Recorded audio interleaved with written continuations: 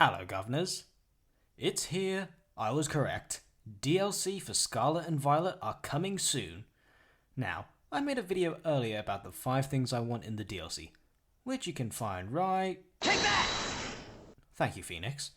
Anyway, I decided to make the opposite video and list the 5 things I don't want to see in the DLC. And just a quick warning, this is my opinion. With that out of the way, here are my top 5 things I don't want in the Scarlet and Violet DLC.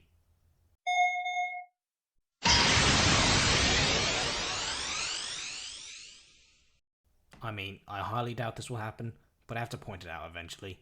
I do not want a mediocre story. One of my main gripes about the Isle of Armor was its very short and underwhelming story, hence why I don't particularly like it. I hope this will not be the case for Scarlet and Violet's DLC, but given their story track record, it most likely won't happen. I hope I don't eat my words. I may have jinxed it like my friend Black Kitty 80 does most of the time.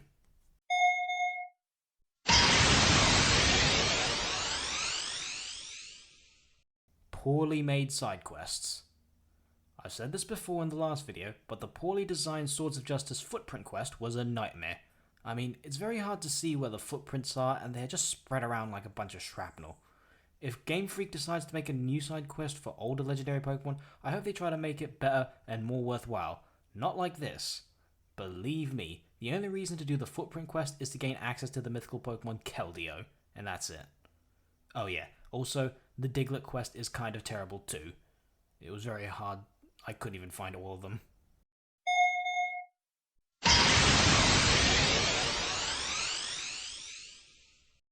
This one here is just a small thing that annoys me.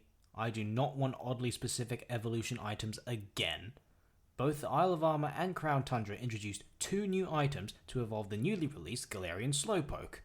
The problem with this is that it just becomes a random item that you'll have in your bag. Not only that, you have to craft them using materials that you had to run around to look for and had to go to a very specific NPC just to do it.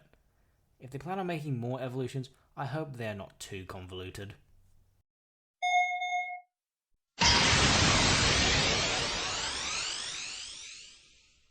Now, I like to buy competitive items for team building.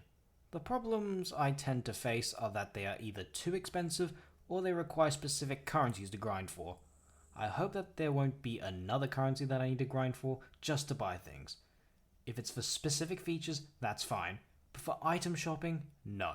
Believe me, it took me a long time to grind for Armorite and Dynite ore. The only reason I would accept a new currency is if it's very easy to farm for. Other than that, I do not need another set of items that are going to take me hours to collect.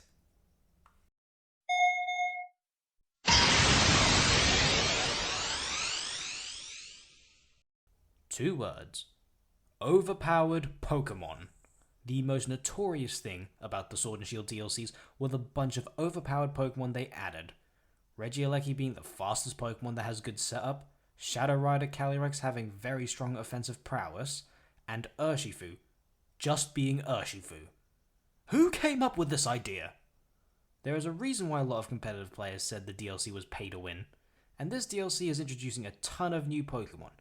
If any of these new Pokemon are stupidly powerful, the meta is going to shift way more than Melee's meta ever has in the past few years. So those were the 5 things I don't want in the Scarlet and Violet DLC. Let me know what you guys think and comment down below some things you don't want in the DLC. Thank you for watching, and I will see you next time. Cheerio, everyone.